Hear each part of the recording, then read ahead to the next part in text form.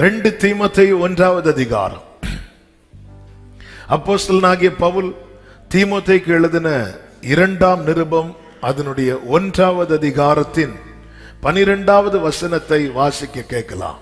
அதிநிமித்தம் நான் இந்த பாடுகளையும் அனுபவிக்கிறேன், ஆயினும் நான் வெட்கப்படுகிறதில்லை. ஏனென்றால் நான் விசுவாசித்திருக்கிறவர் இன்னார் என்று அறிவேன். நான் அவரிடத்தில் ஒப்பு கொடுத்ததை அவர் அந்நாள் வரைக்கும் காத்துக்கொள்ள வல்லவராய் இருக்கிறார் என்று நிச்சயித்தும் இருக்கிறேன். கைகளை உயர்த்தி ஹalleluya. நான் அவரிடத்தில் ஒப்பு கொடுத்ததை. நமக்கு தெரியும், தமஸ்குவுக்கு போகிற வழியிலே கர்த்தர் பவுலை சந்திக்கும் போது பவுல் ஆண்டவரை பார்த்து ஒரு கேள்வி கேட்கிறார், நான் என்ன செய்ய சித்தமாயிருக்கிறீர் என்று. அந்த பவுல் தன்னுடைய ஓட்டம் முடிகிற நேரம் வரும்போது தன்னுடைய ஆவிக்குரிய மகனான தீமோத்தேயுக்கு எழுதும் போது சொல்லுகிறார், நான் அவரிடத்தில் ஒப்பு கொடுத்ததை. எதை ஒப்பு கொடுத்தார்? தன்னை, தனக்குண்டான எல்லாவற்றையும் அவருக்காக ஒப்பு கொடுத்தார். இயேசுவால் பிடிக்கப்பட்டேன் என்று பிலிப்பியருக்கு எழுதும் போது பவுல் சொல்லுகிறார், இயேசுவால் புதிய வாழ்க்கை பவுலுக்கு கிடைக்கிறது. அதே பிலிப்பியருக்கு எழுதும் போது பவுல் சொல்லுகிறார், என்னை பலப்படுத்துகிற கிறிஸ்துவினால, இயேசுவால செயல்படுகிறார். இயேசுவால. இதுதான் பவுலுடைய வாழ்க்கை. பவுலுடைய வாழ்க்கையை பவுல் திரும்பி பார்க்கும்போது பவுலுடைய வாழ்க்கை இன்னைக்கு அர்த்தமுள்ளதாய் காணப்பட, அல்லது இவ்வளவு மேன்மையாய் காணப்பட, அல்லது இன்னும் நிர்மூலமாகாமல் இருக்க காரணம் என்னவென்று திரும்பி பார்த்தால் பவுல் சொல்வார், இயேசுவால தான் நான் வாழ்கிறேன் என்றால் நான் ஏன் இயேசுவுக்காக வாழக்கூடாது? இயேசுவால வாழ்கிறேன் என்கிற உணர்வுள்ளவன் இயேசுவுக்காக வாழ தன்னை அவரிடத்தில் ஒப்பு கொடுப்பான். ஆமென். தன்னை ஒரு பாத்திரமாக, ஆண்டவரே நான் தந்துட்டேன், எதுக்குப்பா தந்துருங்க? என்ன வேணாலும் செய்யுங்க, என்ன வேணாலும் செய்யுங்க, என்ன வேணாலும் செய்யலாமா? என்ன வேணாலும் செய்யுங்க ஆண்டவரே. இந்த செய்தி கடந்த நாளில் பரிசுத்த ஆவியானவர் தரும்போது, ஆமென், பவுலுடைய வாழ்க்கையில கடந்து வந்த பகுதிகள் எல்லாம் பார்த்தா, ஆமென், தன்னை முழுமையாய் ஒப்பு கொடுக்காத ஒருவனால கர்த்தர் நடத்துகிற பாதையில விரும்பி நடக்க முடியாது. தன்னை முழுமையாய் ஒப்பு கொடுக்காத ஒருவனால. ஏன்னா அநேகர், அவருடைய சீஷர்களில் அநேகர் பின்வாங்கி போனார்கள் என்று யோவான் 6:66 சொல்லப்பட்டிருக்கிறது. 6:60 அவர்கள் சொல்லுகிறார்கள், இதெல்லாம் கடினமான உபதேசம், யார் இத கேட்பாங்க அப்படின்னு. நல்ல கவனமா கேளுங்க. அப்பன் சாப்பிடுறதுக்கு உபதேசம் கிடையாது, ஆனால் தன்னை அவர் அப்பமா கொடுக்கிறார் தெரியுமா, அதை புசிக்கிறவனுக்கு உபதேசம் உண்டு.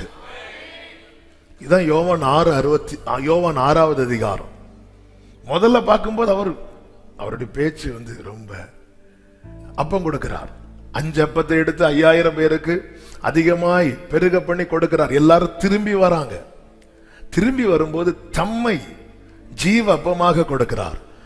என்னை புசித்து என் இரத்தத்தை பானம் பண்ணி, இப்படி தம்மை புசிக்க கொடுத்து கூடவே உபதேசத்தை கொடுக்கிறார். என்ன?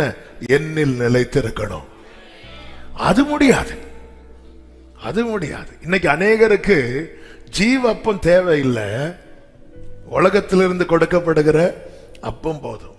அதுதான் நான் ஆரம்பத்திலே சொன்னேனே, ஆமென், ஆண்டவரே என் கொஞ்சத்தை பெருக பண்ணுங்க என்று நான் சோமண்ணா. ஆமென். அவர் என்னை நீதிமானாக்குகிறார். நம்மை உருவாக்குகிற விதம், நம்மை நடத்துகிற பாதை, இவைகள் அனைத்துமே எதற்காக வென்றால் நமக்கென்று தேவன் ஒரு ஓட்டத்தை நியமித்திருக்கிறார். பவுலை போட சொல்லணும், நான் விசுவாசத்தை காத்துக்கொண்டேன், ஓட்டத்தை முடித்தேன். கர்த்தருடைய சித்தம் நம்முடைய வாழ்க்கையில பூரணமாக, கர்த்தர் முழுமையாய் நம்முடைய வாழ்க்கையில செயல்பட நாம இடம் கொடுக்கணும். என் வாழ்க்கையில கர்த்தருக்கு நான் எந்த அளவுக்கு ஃப்ரீடம் கொடுக்கிறேனோ, முழுமையா செயல்பட நான் எந்த அளவுக்கு இடம் கொடுக்கிறேனோ அந்த அளவுக்கு தான், அல்லது அதன் அடிப்படையில மட்டும்தான் என் வாழ்க்கையில கர்த்தருடைய சித்தம் பூரணமாகும். நான் முழுசா கொடுக்கணும். முழுமையா இடம் கொடுத்தால் அவர் முழுமையாய் செயல்படுவார். காணவர் கல்யாண வீட்டில் இயேசுவும் அழைக்கப்பட்டிருந்தார், அவருடைய சீஷர்களும் அழைக்கப்பட்டிருக்கிறார்கள். அங்க நமக்கு தெரியும், திராட்சரசம் குறைவுபட்டதும் மரியாள் வந்து சொல்றாங்க, இப்படி திராட்சரசம் இல்லைன்னு. ஆண்டவர் எனக்கு உனக்கு என்ன அப்படின்னு கேட்பார். ஏன்னா அந்த வீட்டார், அங்க இருக்கிறவங்க முழுமையாய் அவர் செயல்பட இடம் கொடுக்கல. அதன் பிறகு மரியாள் சொல்லிட்டு போயிட்டாங்க, நீங்க அவர் என்ன சொல்லுகிறாரோ அதன்படி செய்யுங்கள் அப்படின்னு சொல்லியாச்சு. எப்பொழுது அவருக்கு முழுமையா இடம் கொடுக்கப்பட்டதோ அந்த இடத்துல அவர் செய்த காரியத்தின் நிமித்தம் அவருடைய மகிமை அங்கே விளங்கினது. நம்முடைய வாழ்க்கையில முழுமையா கொடுக்கிற அனுபவம் இன்னைக்கு இருக்குதா? இதுதான் கேள்வி. ஒரே பர்வதத்தில் மோசே கர்த்தர் சந்திக்கிறார். மோசே பாதரட்சியை கலற்றினான், கோலையும் கீழே போட்டான். நான் உன் வாயோடு இருந்து பேசுவேன் சொல்லும் போது வேண்டாம், வேற யாரையாவது. இன்னைக்கு மோசே மாதிரி நம்ம பார்ஷியலா கொடுக்கிறோம், கொஞ்சம் கொடுக்கிறோம். ஆண்டவர் இதை நான் தள்ளி வைக்கிறேன், இது இனி வேண்டாம், இனி நான் சண்டே ஒயிட்டு தான் போடுவேன். நம்ம சில காரியங்களை ஆண்டவருக்காக மாற்றுறோம், சில காரியங்களை ஆண்டவருக்காக வேண்டான்னு வைக்கிறோம். ஆனா ஆண்டவர் கேட்கிறார், நீ பாதரட்சியே போட்ட, கோலையும் போட்ட, நான் உன் வாயோடு இருந்து பேச விரும்புறேன். வேண்டாம், அதுக்கு வேற யாரையாவது பாருங்க ஆண்டவரே, வேற யாரையாவது பாருங்க. ஆரோன் சூப்பர் ஆண்டவர், என்ன விட. Amen, hallelujah. Aaron super. சில பார்த்துருக்கீங்களா, தங்களை அர்ப்பணிக்க மாட்டாங்க, தங்க பிள்ளைங்களை அர்ப்பணிப்பாங்க. ஆண்டவர் அவங்கள்ட்ட பேசிட்டு இருப்பாங்க, இங்க பாருப்பா ஒன்ன கர்த்தர், ஆண்டவரே நீர் எனக்கு ஒரு ஆண் குழந்தையை தந்தால்.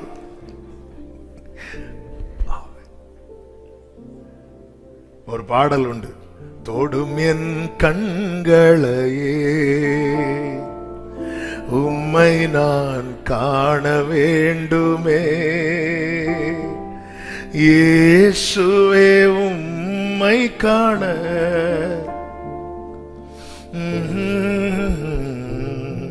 தொடும் என் காதுகளை உம் குரல் கேட்க வேண்டுமே, இயேசுவே உம் குரலை நான் கேட்க வேண்டுமே, தொடும் என் நாவுகளை உம் புகழ் பாட வேண்டுமே, இயேசுவே உம் புகழை நான் பாட வேண்டுமே. பேதுரு தன் படகை கொடுத்ததினால் மாத்திரமல்ல, தன்னையே கொடுத்ததினால் மாத்திரமே அவன் வாழ்க்கையிலே தேவ சித்தம் பூரணமானது. இன்னைக்கு நம்ம ஏதோ ஒன்றை ஆண்டவருக்கென்று செய்து, ஆண்டவருக்கென்று கொடுத்து, ஆண்டவருக்கென்று விட்டு அதிலே திருப்தி அடைகிறோம். கர்த்தர் இந்த நாளிலே நம்மிடத்தில் எதிர்பார்க்கிற, கேட்க விரும்புகிற காரியம் இதுதான். ஆமென். முழுமையாய் நான் கர்த்தருக்கென்று என்னுடையவைகளை கொடுத்து என்னை கொடுக்காவிட்டால், என்னுடையவைகளை நான் கொடுத்து என்னை கொடுக்காவிட்டால், பேதுரு படகுல இயேசு ஏறினது மீன் வாங்குறதுக்கு இல்ல, பேதுருவே ஒண்ணு வாங்குறதுக்கு. ஆமென், ஹல்லேலூயா. மோசே, இல்ல ஆண்டவரே, நான் உன் வாயோடு இருந்து மோசே நோங்கிறார். உடனே ஆண்டவர் இல்ல அப்படியா? ஆண்டவர் கோபம் வருது, ஆண்டவருக்கு வருத்தம் வருது. என கேட்டுக்கொண்டிருக்கிற அன்பு சகோதரா சகோதரி, நீர் தந்த இந்த வாழ்க்கை கர்த்தர் தந்தது. என்னால என்னை அவரிடத்தில் முழுமையாய் கொடுக்க முடிகிறதா? ஏன் மோசே தயங்குறான் என்று நமக்கு நன்றாய் தெரியும். அப்போஸ்தலர் 7:25 மோசே நினைச்சிட்டு போறான், என் கையினாலே இந்த இஸ்ரவேலருக்கு கர்த்தர் மீட்பை தருவார் என்று நினைத்தான். அவன் நினைச்சது அப்போ நடக்கல. நல்ல கவனமா கேளுங்க. நாம் நினைத்தது நிறைவேறாமல் இருக்கலாம், ஆனால் கர்த்தர் நிர்ணயித்தது நடந்தே தீரும். ஆமென். இப்பொழுது மோசே அற்புதங்களை எல்லாம் பார்க்கிறான். கோல்ல அற்புதம், கையில் அற்புதம். நல்லா புரிஞ்சுக்கோங்க, சித்தம் பூரணமாகணும்னா அது அற்புதங்களால் அல்ல, அது அர்ப்பணிப்பால் மட்டும்தான். அர்ப்பணிப்பால் மட்டுமே சித்தம் பூரணமாகும். நான் எந்த அளவுக்கு தேவ சமூகத்தில் என்னை விட்டு கொடுக்கிறேன், என்னை அர்ப்பணிக்கிறேன். ஏற்கனவே ஒரு செய்தியில் இந்த வார்த்தையை சொல்லி இருக்கிறேன். யாக்கோபு தன்னிடத்தில் உள்ளதை கொடுப்பதிலே பொருத்தனை பண்றான். ஆண்டவரே, நான் போற வழியில எல்லாம் என்ன பாதுகாத்து கரெக்டா கொண்டு வந்தீங்கன்னா நான் தசமபாகம் உங்களுக்கு தருவேன் ஆண்டவரே. என்ன ஒரு பெரிய காரியம்! ஆண்டவருக்கு இவன் தசமபாகம் கொடுத்தாதான் அங்க தூதர்களுக்கு எல்லாம் சம்பளம் கொடுக்கணும் போல. ஆண்டவரே, தசமபாகம் கரெக்டா கொடுத்துரு ஆண்டவரே. ஆண்டவர் அமைதியாயிட்டார். ஆனா யாபோக் காற்றின் கரையில தன்னை கொடுத்தான் பாருங்க. அதுக்கப்புறம் தேவன் அவனோட, என் சிநேகிதனான ஆபிரகாமின் சந்ததியே, என் நீதியின் வலது கரத்தினால் நான் உன்னை தாங்குவேன். அதுவரை யாக்கோப்ட என்ன சொல்றாருன்னா, என்னை விடு, நான் போறேன். என்னதுன்னு அர்த்தம்? யாக்கோபு அவரை பிடிச்சிருக்கிறான். ஆனால் அதன் பிறகு பாத்தீங்கன்னா, யாக்கோபே, நான் உன் வலது கரத்தை பிடித்து முழுமையை அர்ப்பணிப்பதனுடைய ரிசல்ட் என்ன தெரியுமா? நான் அல்ல அவரை பிடித்திருப்பது, அவர் என்னை பிடித்து நடத்துகிறார். ஆமென் சொல்லுங்க பார்க்கலாம். இந்த யோனா தீர்க்கதரிசிகள் ஒரு பெரிய தீர்க்கதரிசி தான் யோனா. இந்த யோனாவின் வாழ்க்கையில கர்த்தர் நினிவே குறித்த காரியத்தை வெளிப்படுத்தி அவருடைய காரியத்துக்காக அவனை அழைக்கும் போது யோனா தீர்க்க தரிசன புஸ்தகம் 1வது அதிகாரம் அதனுடைய 3வது வசனத்துல நீங்க பார்க்கும்போது அவன் வேண்டுமென்றே விலகி போகிறான். வேண்டுமென்றே அந்த காரியத்துக்காக தன்னை அர்ப்பணிக்க அவனுக்கு மனமில்லை.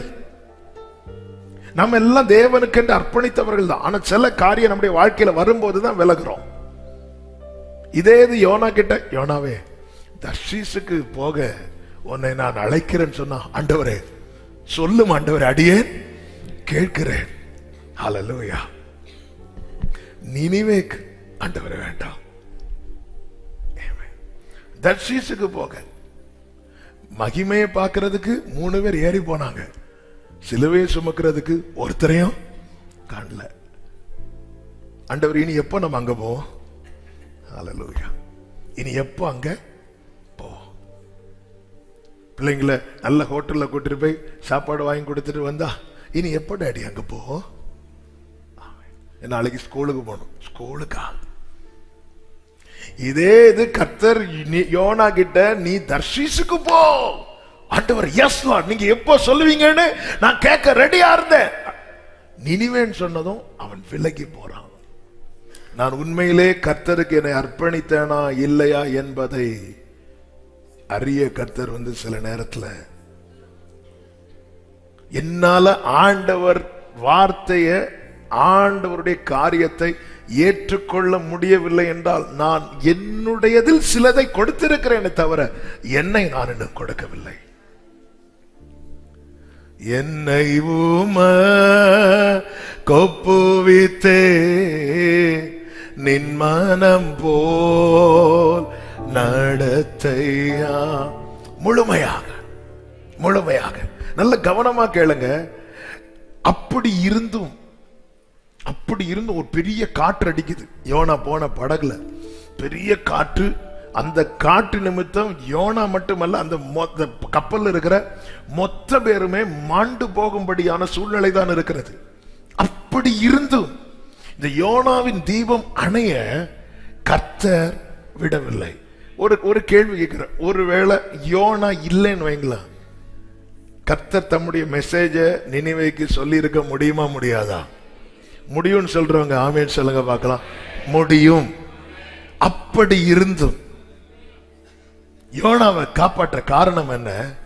இந்த வார்த்தையை தியானித்த போது கர்த்தர் என்னோடு இடைப்பட்டது. உன் வாழ்க்கையில தேவத்திட்டம் நிறைவேறணும்னு நீ எவ்வளவு விரும்புறியோ அதை விட அவர் அதிகமாய் விரும்புகிறார். என் வாழ்க்கையில தேவ திட்டம் நிறைவேற வேண்டும் என நான் எப்படி விரும்புறேனோ, எவ்வளவு ஆசைப்படுறேனோ அதை விட அதிகமாய் என் கர்த்தர் அதை விரும்புகிறார். எனவேதான் எத்தனை எத்தனை மரண விளிம்பு வந்த பிறகும் இன்னும் இந்த தீபம் அணையாமல் இருக்க காரணம். ஹல்லேலூயா. இப்பொழுது யோனா எங்க இருக்கிறார்? வேதம் சொல்லுகிறது, யோனா தீர்க்கதரிசன புஸ்தகம் 1வது அதிகாரம் அதனுடைய கடைசி வசனத்தை வாசிங்கள். யோனாவை விழுங்க ஒரு பெரிய மீனை கர்த்தர் ஆயத்தப்படுத்தி. யோனாவை நீ ஒழுங்கா போயிருந்தா அந்த மீனை நீ விழுங்கி இருக்கலாம். ஆமே. இப்ப பாரு, மீன் ஒன்ன சாப்பிடுற நிலைமை. கர்த்தர் உங்களை ஆசீர்வதிப்பாராக. யோனாவை விழுங்க பெரிய மீன். 2:1 வாசிங்க. அந்த மீனின் வயிற்றில் இருந்து யோனா தன் தேவனாகிய கர்த்தரை நோக்கி. ஆமென். ஹல்லேலூயா. நமக்குன்னு கர்த்தரே சில ஜெப அறைகளை ஏற்படுத்தி தருவார். ஹல்லேலூயா. ஆமென். தேவன் அனுமதித்த அத்தனை சூழ்நிலையும் ஜெபிப்பதற்கும் அர்ப்பணிப்பதற்கும் ஏதுவானதாய் நம்ம பார்க்க ஆரம்பிச்சிட்டோம்னா ஆமென், நம்முடைய ஜெபம் முடங்காது. ஏன் தமஸ்குவுக்கு போகிற வழியில கர்த்தர் அடிக்கிறார், பிடிக்கிறார்? முச்செடி அனுபவம். ஏன் இப்படிப்பட்ட சூழ்நிலைகளை எல்லாம் நம்முடைய வாழ்க்கையில கொண்டு வராருன்னா நீங்க பாருங்க. ஆமே, கர்த்தர் அந்த இடத்துல எதுக்கு இந்த சூழ்நிலை, ஏன் இந்த பெருங்காற்று? என்னை அழிக்கவா? இல்லை, என்னை அர்ப்பணிக்க வைப்பதற்கு, என்னை அர்ப்பணிக்க வைப்பதற்காக. ஆமே, என்னை அர்ப்பணிக்க. அதாவது மெதுவான தென்றல் வீசும் போது அர்ப்பணித்தவர்களை விட கொடுங்காற்று வீசும் போது அர்ப்பணித்தவர்கள் அதிகம். ஒரே ஒரு ஆமேன் வருது. ஆமேன். வாழ்க்கையில திரும்பி பார்த்தா நாம் அர்ப்பணித்தோமா? கர்த்தர் நம்மை அர்ப்பணிக்க வைத்தாரா? ஆமேன். மோசே அர்ப்பணிப்போடு புறப்பட நினைக்கும் போது மோசேயின் மனைவிக்கு கொஞ்சம், ஏன்னா உடன்படிக்கையோடு போனோம். பழைய ஏற்பாட்டு உடன்படிக்கையின் அனுபவத்தில் ஒன்று என்ன? விருத்த சேதனம். விருத்த சேதனம். மீதியானிய ஸ்திரீ யாரு? மோசேயின் மனைவி. மோசைக்கு குழந்தை பிறந்துச்சு. மோசே அதை செய்ய முற்பட்டு இருக்கும் போது அதெல்லாம் செய்யக்கூடாது, அதெல்லாம் உங்க ஊரு, அதெல்லாம் எங்க ஊர்லாம் கிடையாது, வா. கர்த்தருடைய காரியம் உடன்படிக்கையோடு போனோம். ஆபிரகாம் இடத்துல விருத்த சேதனம் மகனுக்கு பிள்ளைக்கு செய்ய சொல்லி அந்த உடன்படிக்கை. எல்லாரும் இங்க விருத்த சேதனம் பண்ணுங்க. பழைய ஏற்பாட்டுல, புதிய ஏற்பாட்டுல விருத்த சேதனம் அதெல்லாம் கிடையாது. நம்ம தான் கிறிஸ்துவுடன் கூட ஞானஸ்நான உடன்படிக்கை செய்து விட்டோம். அதுக்கு அப்புறம் தான் கர்த்தர் ஆபிராமை ஆபிரகாம் என்று அழைக்கிறார். ஹல்லேலூயா. இது மோசேயின் மனைவி சம்மதிக்கவே இல்லை. அவன் எப்படி உடன்படிக்கை இல்லாம கர்த்தருடைய சித்தத்துக்கு போறது? கர்த்தர் கொஞ்ச நேரம் பார்த்தார். வேதம் சொல்லுகிறது, கர்த்தர் மோசே வழியிலே கொல்ல பார்த்தார். மனைவிகளே, ஆமென். கர்த்தர் உங்களை ஆசீர்வதிப்பாராக. நீங்க கவலைப்படாதீங்க. மனைவிகளை எப்படி திருத்தணும்னு கர்த்தருக்கு தெரியும். ஆமென். எங்க மோசையை கொல்ல பார்த்த முச்செடிக்கு முன்னாடியே கொண்டிருக்கணும்ல. அவன் நோன்னு சொல்லி இருக்கும் போது ஏன் ஆண்டவர் கொல்ல பார்க்கல? அப்ப கோபப்பட்டாரே தவிர அப்ப கொல்ல பார்க்கல. அந்த பாம்பை வச்சு மோசையே 2 கொத்து கொடுத்திருந்தா, இந்த பாம்பு இப்படி வச்சுட்டு சொல்லு, அர்ப்பணிப்பியா இல்லையா? அர்ப்பணிக்கிறேன், அர்ப்பணிக்கிறான். அப்படி ஆண்டவர் செய்ய வைக்கல. ஆனா போற வழியில மோசைய கர்த்தர் வழியில கொல்ல பார்த்தாராம். உடனே அவ போய் விருத்த சம்மதமான புருஷன். ஆமென். ஹல்லேலூயா. அவர் அர்ப்பணிக்க வைப்பார். அவருக்கு தெரியும் என்ன செய்யணும்னு. ஹல்லேலூயா. ஆமென். அதனாலதான் மேன்மை பாராட்டுகிறவன் கர்த்தரை குறித்தே மேன்மை பாராட்ட கடவன். ஹல்லேலூயா. இன்னைக்கு சில சூழ்நிலையில தேவன் வைத்திருக்கிறார். ஆண்டவரே, ஆண்டவரே, என்ன எங்க கொண்டு வச்சிருக்கிறீங்க ஆண்டவரே? சிலருடைய புலம்புல என்ன எங்க கொண்டு வச்சிருக்கிறீங்க ஆண்டவர்? நான் எப்படி இருந்தவன் ஆண்டவர்? நான் எப்படி இருந்தவன் ஆண்டவரே? எதுல கொண்டு? கர்த்தர் உன்கிட்ட இருந்து ஒண்ணு கேட்க விரும்புறார். என்ன? அப்பா, என்னை முழுவதும் அர்ப்பணித்தேனையா, உயிரோடு இருக்கும் உமக்கு சொந்தமே. அர்ப்பணித்தேன், அர்ப்பணித்தேன், நான் அர்ப்பணித்தேன், அர்ப்பணித்தேன், அர்ப்பணித்தேன், ஷலபகரபமமலரதடர. அர்ப்பணித்தேன். ஆவி ஆத்மா சரீரம், ஆவி ஆத்மா சரீரம் அர்ப்பணித்தேன். 2வது அதிகாரம் 9வது வசனத்தை வாசிங்க. 9வது வசனம். நானோவென்றால் துதியின் சத்தத்தோட உமக்கு பலியிடுவேன், நான் பண்ணின பொருத்தனையை செலுத்துவேன். அப்பா, உள்ள இருந்து என்ன நடக்குது? ஒரே பொருத்தனை. ஆண்டவரே, என்ன மட்டும் நீங்க காப்பாத்திட்டீங்கன்னா. ஆமென். ஹல்லேலூயா. எப்பொழுது அவன் அர்ப்பணித்தானோ 10வது வசனத்திலே சொல்லப்பட்டிருக்கிறது, கர்த்தர் மீனுக்கு கட்டளையிட்டார். அது யோனாவை கரையிலே கக்கிவிட்டது. கரை காண முடியாமல் ஆழத்திலே அலைவுபட்டு அடுத்து கரை தெரியல, கரை தெரியல, கரை தெரியல, கரை தெரியல. வாழ்க்கையில கரை தெரியவில்லை. ஒரு எண்டை நான் பார்க்கவே இல்லையே, ஒரு எண்டை நான் பார்க்கல. ஆனா கடலை தூக்கி போட்டவங்க என்ன நினைச்சாங்க தெரியுமா? இவன் செத்திருப்பான். கண்டிப்பா அப்படித்தானங்க. யோனா தீர்க்கதரிசி தானே. அவர் நினைச்சிருப்பாரு, என்ன ஒரு மீன் வைத்துக்குள்ள எனக்கு 3ஆம் நம்பர் ரூமை தந்து தூங்க வைப்பார். இல்ல இல்ல, வாழ்க்கையில கரை காணவில்லை. இன்னைக்கு அநேகருக்கு பரிசுத்த ஆவியானவர் இன்னைக்கு இங்க ஆராதனை நடக்கும் போது இந்த வார்த்தை எழுத வைத்தார். நீ முழுமையாய் அர்ப்பணித்தால் உன்னுடைய கரையை நீ காண்பாய். முழுமையா அர்ப்பணித்தால் நீ உன்னுடையதை கொடுக்கிற, ஒன்ன கொடுக்க மாட்டேங்கிற. நம்ம ஆண்டவருக்குன்னு சண்டையை கொடுக்கிறோம், அதான் நம்முடையதை கொடுக்கிறோம், நம்முடைய ஆரோக்கியத்தை கொடுக்கிறோம். அந்த ஆரோக்கியத்தை கொடுப்பதின் ஒரு அடையாளம் தான் முதல் பாட்டுக்கு தட்டுற தட்டுக்கு 2வது பாட்டுக்கு காணாது. ஏன்னா முதல் பாட்டுக்கு மொத்தத்தை கொடுத்து 2ஆம் பாட்டுக்கு கொஞ்சம் ரெஸ்ட், அடுத்து 3வது பாட்டுக்கு வீறு கொண்டு எழுந்து நம்ம ஆரோக்கியத்தை கொடுப்போம். ஆண்டவர் கேட்கிற, ஏன் உன் வாழ்க்கையில ஒரு கரையை காணல? ஆமே. ஆண்டவரே, எனக்கு அர்ப்பணிக்கணும்னு ஆசை, அதுக்கு சரியான எங்க வீட்டுல கொண்டு விட்டீங்கன்னா, எங்க வீட்டுல ஒரு பிரேயர் ரூம் இருக்கு இல்ல, நீ இப்போ இருக்கிற தெரியுமா, இதுதான் உன் ஜெப அறை. நீ இருக்கிற வனாந்தரம் தான் உன்னுடைய ஜெப அறை. நீ இருக்கிற அக்னியின் அனுபவம் தான் உன்னுடைய ஜெப அறை. ஆமென் சொல்லுங்க பார்க்கலாம். அர்ப்பணித்தவன் கரை காண்பான், கரை காண்பான். ஓகே ஓகே, நான் கரை காணாமல் எனக்குள்ளே சித்தம் இருந்தும் என்னால செய்ய முடியாது. அவனுக்குள்ளே மெசேஜ் இருக்கு, அவனுக்கு கொடுக்க முடியல. அந்த மெசேஜ அவனால கப்பல்ல இருந்தவங்களுக்கு கொடுக்க முடியல, கொடுக்க முடியல. அந்த மெசேஜ் நினிவேல தான் கொடுக்கணும். உங்க மேல ஒரு தேவ திட்டம் இருக்கிறது, உங்களுக்கான கரையில தான் அது செய்ய முடியும். மற்றபடி நீங்க சாதாரணமானவங்க தான். எல்லார் பேருக்கு எப்படி சீட்டு போடப்பட்டதோ அப்படிதான் நீங்களும் ஒருவர். நீங்க பெரிய தீர்க்கதரிசியா இருந்தாலும் எல்லாருக்கும் பேருக்கு சீட்டு போட்டாங்கல்ல. தேவனை அறியாதவனுக்கு பெயர் எழுதப்பட்ட கூட்டத்தில் தான் இந்த யோனாவின் பெயரும் எழுதப்பட்டது. ஆனா யோனாவே, உனக்கு ஒரு இடத்துல வேல்யூ இருக்கிறது, உனக்கு ஒரு இடத்துல வேலை இருக்கிறது. அந்த கரையை நீ பார்க்கணும்னா நீ ஒன்னு முழுமையாய் அர்ப்பணிக்கணும். ஹல்லேலூயா, ஹல்லேலூயா. முழுமையாய். கடந்த நாள் ஒரு செய்தியை கேட்டுக்கொண்டிருந்தேன். அதுல சொன்ன வார்த்தை என்னை ரொம்ப சிந்திக்க வைத்தது. அதாவது பொதுவாகவே நம்ம தீர்க்காயுசை கேட்போம், ஆனா பூரண ஆயுசை கேட்பது இல்லை.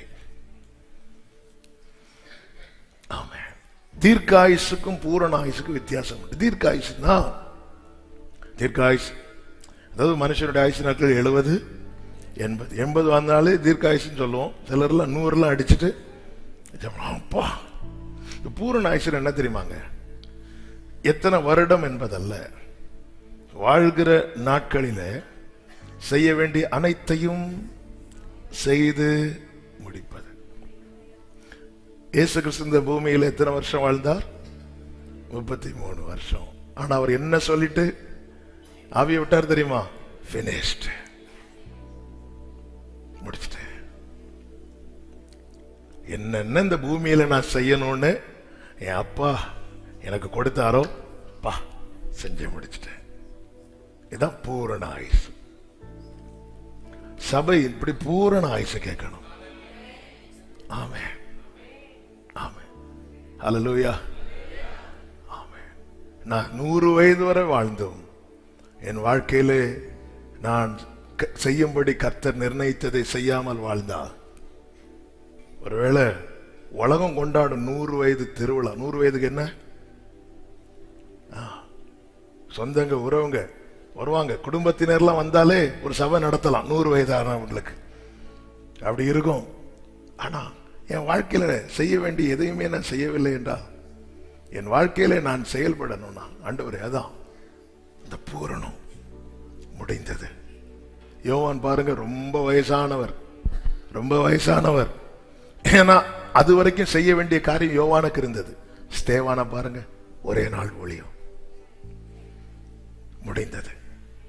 இதுல உலக கணக்குப்படி பார்த்தா ஆயுசு ஜாஸ்தி யாருக்கு அப்படின்னா யோவானுக்கு. ஆமே, காயினுக்கும் ஆபேலுக்கும் பார்த்தா ஆயுசு யாருக்கு ஜாஸ்தி? காயினுக்கு. ஆனா ஆபேல் பாருங்க, அவன் பலி செலுத்திட்டான். அந்த பூமியில அவன் செய்ய வேண்டியது முடிந்தது. எனவேதான் விசுவாச வீரர்கள் பேர் எழுதும் போது ஆபேல், ஆபேலை தான் தொடங்கவே செய்கிறார். ஏனோக்கு, மெத்துசெலா, யாருக்கு வயசு ஜாஸ்தி? மெத்துசெலா. ஆனா ஏனோக்கு கம்ப்ளீட் பண்ணிட்டார். ஏன்னா எபிரேயர் 11 சொல்லப்பட்டிருக்கு, அவன் எடுத்துக்கொள்ளப்படுவதற்கு முன்னமே தேவனுக்கு பிரியமானவன் என்று சாட்சி பெற்றானா. நான் எத்தனை வருஷம் வாழ்றேன், நீ என்னுடைய இலக்கு என்ன, உன்னுடைய லட்சியம் என்ன, எப்படியாவது 70 80 வர வாழ்ந்துட்டு. அப்படி இல்லை ஆண்டவரே, நீங்க எவ்வளவு காலம் இந்த ஆயுள் நீங்க நிர்ணயித்திருக்கிறீங்கன்னு தெரியாது. ஆனா ஓட்டத்தை முடிக்கும் போது நான் சொல்லணும், எந்த ஓட்டம் ஜெயத்துடன் பூரணப்படுத்துங்க ஆண்டவரே, பூரணப்படுத்தணும். ஆமென் சொல்லுங்க பார்க்கலாம். அப்ப முழுமையான அர்ப்பணிப்பு தேவ பிள்ளைக்கு அவசியம். யார் முழுமையாய் தங்களை அர்ப்பணிப்பார்கள்? அதே வசனத்தில் சொல்லப்பட்டிருக்கிறது 2 தீமோத்தேயு 1:12, நான் விசுவாசித்திருக்கிறவர் இன்னார் என்பதை அறிவேன், நான் அவரிடத்தில் ஒப்பு கொடுத்ததை. அப்போ யார் முழுமையா நம்புவா இது அர்ப்பணிப்பார்கள் தெரியுமா? யார் முழுமையாய் கர்த்தரை நம்புகிறார்களோ, முழுசா நம்புறாங்களோ, அவர்கள் தங்களை முழுமையாக அர்ப்பணிப்பார்கள். வெளியே போறோம், நம்ம கையில குழந்தை இருக்கு, எமர்ஜென்சியா ஒரு இடத்துக்கு போனோம், குழந்தைய ஒருத்தங்க பார்த்துக்கணும். யார் கையில கொடுத்துட்டு போவோம்? அந்த வழியில போறவங்கள்ட்ட, பிரதர் எங்க போறீங்க, கொஞ்சம் வெயிட் பண்ணுங்க, இந்த குழந்தைய பார்த்துக்கோங்க. அப்படியா? இல்ல. யார நம்ம முழுசா நம்புறோமோ அவங்க கையில தான் கொடுத்துட்டு போவோம். பவுலுடைய ஆரம்பம் என்னவென்றால், நீர் யார்? இதுதான் பவுலுடைய ஆரம்பம். இப்படிதான் ஆரம்பிக்கிறார். ஆனால் அந்த அறிவு கெட்டாத அன்பை அறிந்து கொள்ள துவங்கினதும் பவுல் தன்னை முழுமையாக அர்ப்பணிக்கிறான். காரணம், அவரை நம்ப ஆரம்பிக்கிறான்.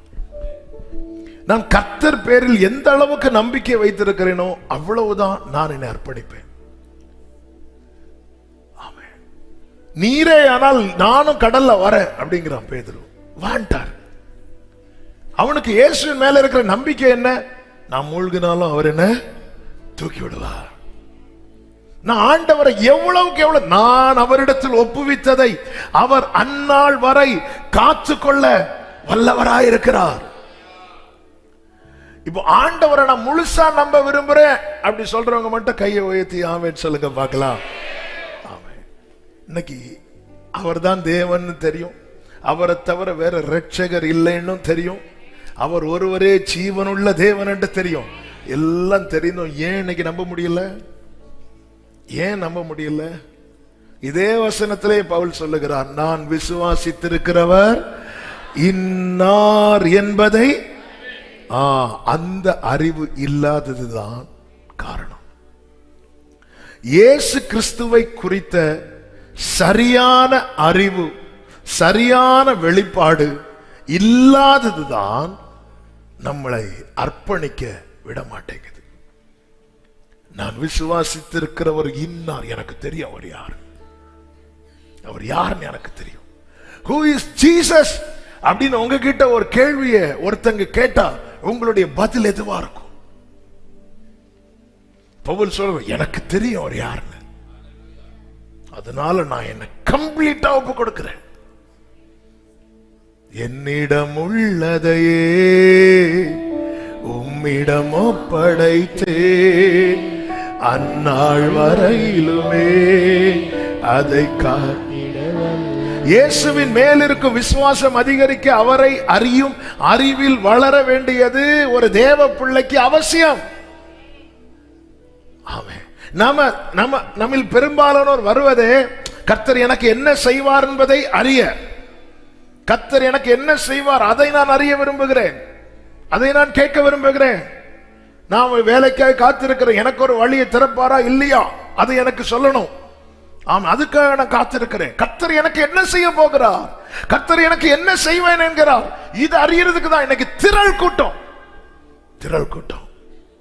ஆமே, உங்களுக்கு உங்கள் காரியங்களை அறிவித்து உங்களுக்காக தீர்க்க தரிசனம் உரைக்கப்படும் மட்டும் ஒரு போர்டு போடுங்க. ஆமே, அந்த போர்டுகள்லாம் என்ன வேல்யூ தெரியுமா? ஒரு போர்டு உள்ள ஒண்ணு இல்லட்டாலும் இப்படி ஒரு டைட்டில் பார்த்தாலே இயேசுவை அறிந்து கொள்ள.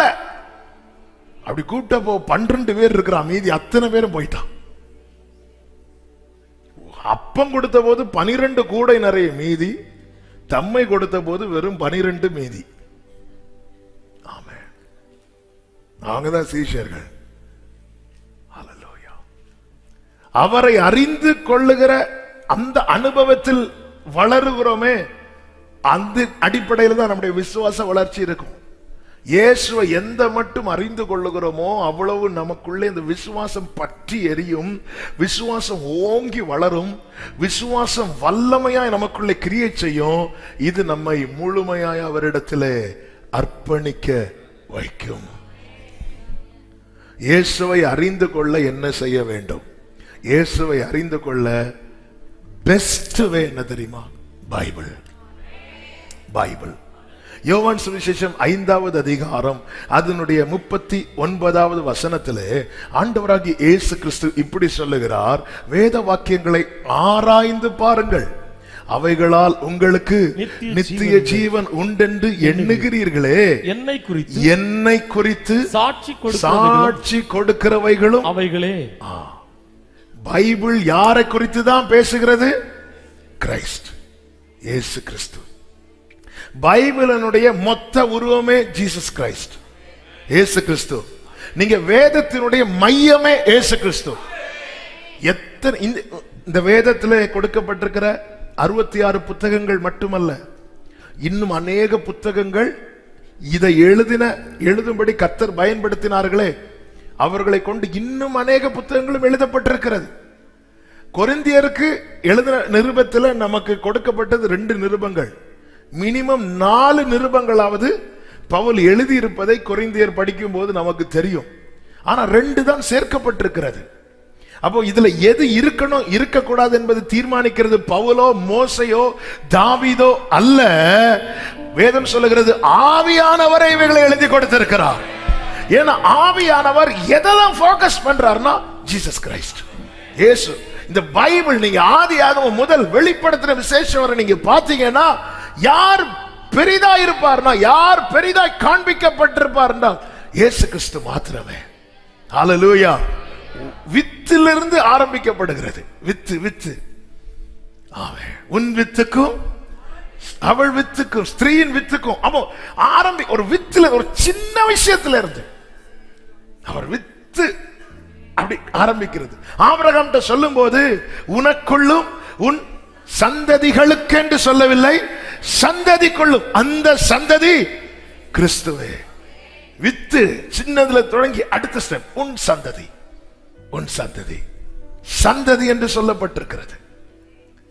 ஏசாயா 6ஆம் நிருபத்திலே சொல்லப்பட்டிருக்கு, இதோ ஒரு கன்னிகை கர்ப்பவதியாகி ஒரு குமாரனை பெறுவாள்.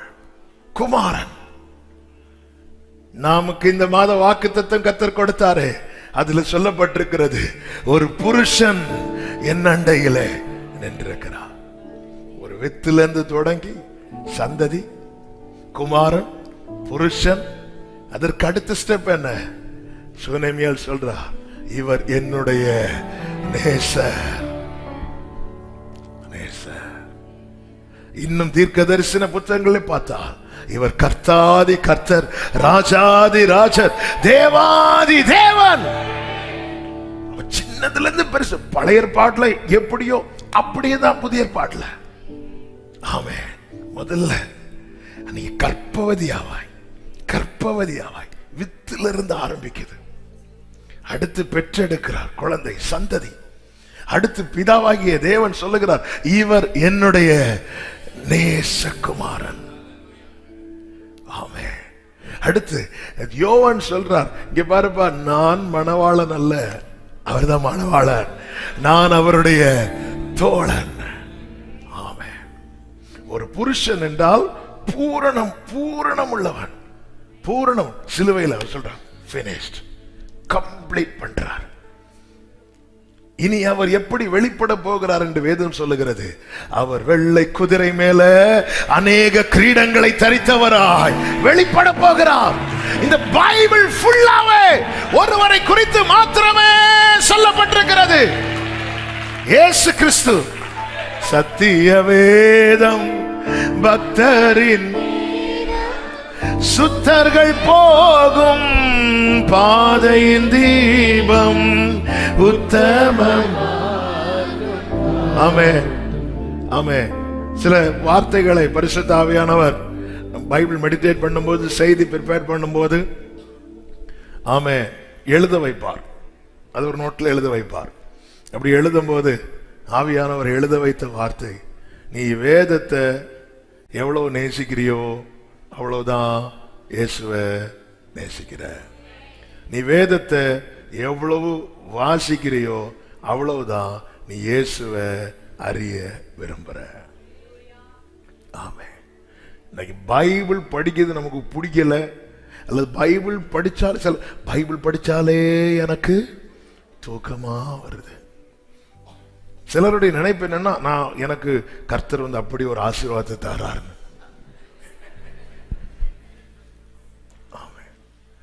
ஏன் என்னால பைபிள் படிக்க முடியல? நம்ம கேட்டா என்ன சொல்ல தெரியும்? நான் நினைச்சது நடக்கல. அப்ப நான் பைபிள் எதுக்கு படிக்கிறேன்? நான் நினைச்சது நடக்கணும். எக்ஸாம் போகிறதுக்கு முன்னாடி பிள்ளைங்க எதுக்கு பைபிள் படிக்கிறாங்க? பேரண்ட், டேய் பைபிள் படிச்சியா?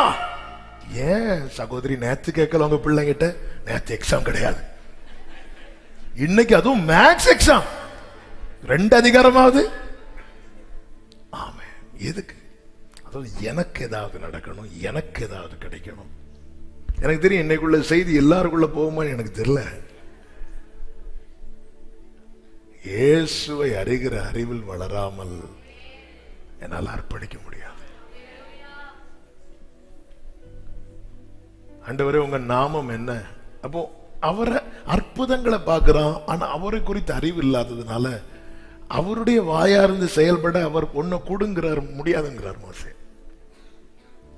ஆனால் பின் நாட்களிலே அவரோடு நெருங்கி நெருங்கி நெருங்கி 40 நாள் அவர் சொல்றதை கேட்டுட்டு இருக்கிறார் மோசே. வேதம் எப்படி அவனை குறித்து சாட்சி கொடுக்கிறது தெரியுமா? இயேசுவை முகமுகமாய் அறிந்த, அவரை முகமுகமாய் அறிந்த, முகமுகமாய். தேவ சாயலை பார்க்க விரும்புறீங்களா? இந்த பைபிளை பாருங்க. தேவ சாயலாக விரும்புறீங்களா? இந்த பைபிளை பார்த்துட்டே இருங்க. ஆமென். பைபிளை நான் படிக்கிறது எனக்கு வேண்டியதை எடுப்பதற்காக மாத்திரம் இருக்கக்கூடாது. பைபிளை நான் படிக்கிறது எனக்கு அவரை பார்க்கணும், அவர் அறியணும். வெளிப்படுத்தின விசேஷம் 1வது அதிகாரம் 3வது வசனத்தில் சொல்லப்பட்டிருக்கிறது, இந்த தீர்க்க தரிசன வசனங்களை வாசிக்கிறவனும் கேட்கிறவர்களும் இதில் எழுதியிருக்கிறவைகளை கை கொள்ளுகிறவர்களும் பாக்கியவான்கள். காலம் சமீபமாயிருக்கிறது. அப்போ கடைசி காலத்துல இந்த வெளிப்படுத்தின விசேஷம் ஆரம்பிக்கும் போதே கர்த்தர் ஒரு கூட்டத்தை பாக்கியவான்கள் சொல்லி விட்டுட்டு தான் ஆரம்பிக்கிறார். அடுத்து உள்ள எச்சரிப்பு, அடுத்து எக்காலம் ஊதுறது, முத்திரை உடைக்கப்படுறது, அந்த அனுபவங்கள்லாம் தாங்காது இந்த பூமி. ஆனா அதுக்கு முன்னாடி எப்படி ஆரம்பிக்கிறார் தெரியுமா? பாக்கியவான். இதை வாசிக்கிறவன் பாக்கியவான். எங்க அந்திரேயாவை கர்த்தர் சீஷனாய் அழைப்பதற்கு பின்னாடி ரீசன் இருக்கு. என்ன ரீசன்? அந்திரேயா இயேசுவை ஃபாலோ பண்றதுக்கு ரீசன் இருக்கு. அந்திரேயா இயேசுவுக்கு சீஷன் ஆகிறதுக்கு ரீசன் இருக்கு. என்ன ரீசன்? அது என்னுடைய குரு யோவான் சொன்னார், இவர்தான் தேவாட்டுக்குட்டி. அதனால அவர் கை காட்டி விட்டார். பேதுரு இயேசுவை ஃபாலோ பண்றதுக்கு ரீசன் இருக்கு. ஏன்னா பேதுருவின் படகை கர்த்தர் என்ன செஞ்சார்? பிளஸ் பண்ணார். யோவான் படகம் அப்படிதான், யாக்கோபு படகம் அப்படிதான். பிலிப்பு இயேசு பிலிப்புவை பார்த்ததும் என்னை பின்பற்றி வான்னு சொன்னதும் பிலிப்பு இயேசுவை பின்பற்றதுக்கு என்ன ரீசன்? ஏதாவது செஞ்சாரா பிலிப்புக்கு ஏதாவது செஞ்சாரா? இல்ல பிலிப்கிட்ட போய் ஏதாவது பேசினாரா? ஒன்னும் இல்லை. ஆனா இயேசு வான்னு சொன்னது எழுப்பி போற ரீசன் என்ன? பிலிப்பு நாத்தான்வேலை பார்த்து சொல்லுகிறான், புஸ்தகத்தில் எழுதி இருக்கிறவரை நான் கண்டேன். எழுதி இருக்கிறவரை நான் பார்த்தேன். அப்போ பிலிப்புடைய கேரக்டர் என்ன? பிலிப்புடைய வாழ்க்கையில பைபிள் ரீடிங் இருக்கு. வாசிக்கிறவன் பாக்கியவான். ரெகுலரா வேதம் திடீர்னு பிலிப்பு அப்படின்னு கூடுறார், இப்படி பாக்குறான் அப்படின்றார். வேற ஒண்ணுமே கிடையாது. பிலிப்புக்கும் ஆண்டவர் கடையில வேற எந்த கான்வர்சேஷன் ஒண்ணும் கிடையாது. நாத்தான்வேல்ட்ட போறார், வா, அவர் எனக்கு அப்படி செஞ்சார், அவர் எனக்கு இப்படி செஞ்சார், என் படகு ஃபுல்ல. ஒண்ணு இல்ல. நீ எப்படிப்பா அவருக்கு சீஷனான? இதுல எழுதி இருக்கிறவரை நான் கண்டேன். உடனே நீ நாத்தான்வேல், ஆசிரியத்திலிருந்தெல்லாம் நன்மை வருமா? வந்து பாரு. அதாவது பிலிப்புக்கு முன்னாடி இப்போ ஒரு பெரிய டவுட், கேள்வி வருது. நம்ம அதை பைபிள் படிச்சு விட்டுறக்கூடாது. அதாவது நான் ஒரு தீர்மானம் எடுத்து இயேசுவை பின்பற்றலான்னு இருக்கும்போது அங்கிருந்து உண்மையில நன்மை வருமா? ஆமா, பத்தியா, வந்து பாரு. இந்த பைபிளுக்குள்ள இருக்கிறவன் இடற மாட்டான். அவனுக்கு எதிராய் வருகிற அத்தனை கேள்விக்கும் பதில் உள்ள வந்து பாரு. ஆமென். இன்னைக்கு அவங்க சொல்றதை கேட்டு, இவங்க சொல்றதை கேட்டு, அவங்க சொல்றதை கேட்டு, அவங்க என் தலையில கை வச்சுட்டு சொன்னாங்க இன்னும் 10 நாள்ல நடக்கும் சொன்னாங்க. ஏன் இப்போ நீங்க நடக்க தானே செய்றீங்க? ஆமா, கரெக்ட் தானே. ஆமென். இவங்க சொன்னாங்க கை வச்சுட்டு அக்டோபர் மாதம் 10ஆம் தேதி காரியம் மாறுதலாய் முடியும். எந்த வருஷம் சொல்லலையே. இன்னைக்கு இவைகள் மட்டும்தான் இன்னைக்கு மைண்டுக்குள்ள. நாசரேத்திலிருந்து நன்மை வருமா? ஹலோ பிலிப்புவே, நீ சொல்லு. வந்து பாரு. என்ன கான்பிடன்ட்? இத நான் பார்த்தேன், அவரை நான் பார்க்கிறேன்.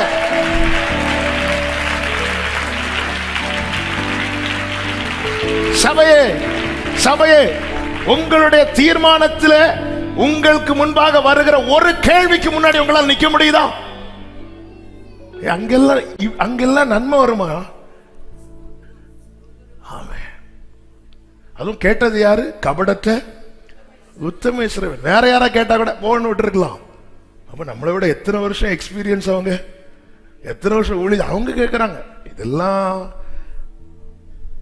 ஒரு கேள்வி வந்ததும் பிலிப்பு கொஞ்சம் வந்து பாரு. அப்படியே பிலிப்பு அப்படி ஏதாவது செஞ்சாரா? நான் இதை பார்த்து அவரை பார்க்கிறேன். ஆமா, இயேசுவை அறிகிற அறிவில வளர வசனம். இதை வாசிக்கிறவன் பாக்கியவான். வேதம் சொல்லுகிறது, இதை கேட்கிறவன் பாக்கியவான். நமக்கு தெரியும், எம்மாவூருக்கு போகிற 2 சீஷர்கள் கூட இயேசு இருந்த பிறகு அதை அவர் இயேசுன்னு தெரியல. அவங்கள உட்கார வச்சு கர்த்தர் வசனத்தை பேசுறார். அவங்க கேட்டுட்டே இருக்கிறாங்க. இருதயம் அப்படியே கொழுந்து விட்டு எரிய ஆரம்பிக்குது. கண்ணு ஓபன் ஆகுது. இயேசுவை கண்டார்கள். கேட்கணும், கேட்கணும். எவ்வளவு வாசிக்க முடியுமோ வாசிங்க, எவ்வளவு கேட்க முடியுமோ கேளுங்க. இதை கை கொள்ளுகிறவன், ஏன்னா யோவான் 21வது அதிகாரத்தில் எடுக்க நேரம் இல்லை, நான் செய்தி தொடங்கல. ஆக்சுவலா யோவான் 21வது அதிகாரத்துல சீஷர்கள்லாம் நிக்கிறாங்க, இயேசு கரையில நிக்கிறார். பிள்ளைகளை புசிக்கிறதுக்கு ஏதாவது உண்டான்னு சொன்னதும் அது இயேசுன்னு 3 வருஷம் கூட இருந்த ஒருத்தருக்கும் தெரியல, மார்பில் சாய்ந்திருந்தவனுக்கும் தெரியல. உடனே ஆண்டவர் சொல்றாரு, வலைய போடுங்கிறார். கை கொள்றாங்க. வலைய போட்டு முடிச்சதுக்கு அப்புறம் அப்பொழுது யோவான் பேதுரு பார்த்து, கர்த்தர், கை கொள்ளுகிறவன் பாக்கியம். ஆண்டவரே வாஸ்தும் தெரியல, கேட்டும் தெரியல. அப்ப ஆண்டவர் சொல்ல, நான் சொல்றது செய். அவ்வளவுதான். நான் வாஸ்து பார்த்தாச்சு, எனக்கு புரியல. நான் கேட்டதுக்கு அப்புறம் எனக்கு புரியல. இன்னொரு ஆப்ஷன் இருக்கு, கை கொள்ள, கை கொள்ள. அதான் அவர் உங்களுக்கு என்ன சொல்றாரோ. பிரியமானவர்களை, யார் இந்த 3 அனுபவத்தினூடாய் போவாங்க தெரியுமா? எனக்கு அவர் அறியணும், உம்முகம் பார்க்கணுமே, உம்மழகை ரசிக்கணும். எல்லாரும் பைபிளை கையில் எடுக்க பார்க்கலாம். எல்லாரும் பைபிளை கையில் எடுத்து உயர்த்துக்க பார்க்கலாம். ஆண்டவரே, ஆண்டவரே, நான் உமக்கு கொடுக்கிற கனத்தை இந்த வேதத்துல காண்பிக்க கிருபை செய்யுங்கப்பா. ஆண்டவரே, நான் உங்க மேல வைத்திருக்கிற அன்பை இந்த வேதத்தோடு பழகுவதற்கு எனக்கு கிருபை கிருபை செய்யுங்க ஆண்டவரே. பிரியமான கர்த்தருடைய பிள்ளைகளே, பிரியமான கர்த்தருடைய பிள்ளைகளே, ஆமே, இதை நம்ம எவ்வளவு நேசிக்கிறோமோ. அல்லேலூயா, ஆமே. வாசிக்கணும், வாசிட்டே இருக்கணும், வாசிட்டே இருக்கணும். இரவெல்லாம் பகலெல்லாம் இதயம் உங்களுக்கு கொஞ்சம் டைம் இருக்கா? போய் உட்காந்து பைபிள் எடுத்து வாசித்தாலே நீ பாக்கியவானா. கொஞ்ச நேரம் வாசிக்கும் போது டயர்டாகும், பிசிக்கலி டயர்டாகும், மாம்ச பலவீனம் உள்ளது. கொஞ்சம் அப்படி வசனத்தை கேளுங்க, வசனத்தை கேளுங்க, அப்படியே வார்த்தை கேளுங்க. புரியுதோ புரியலையோ கேட்கிறவன்.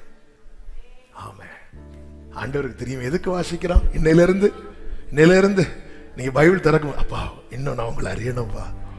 எதுக்குப்பா அறியணும்?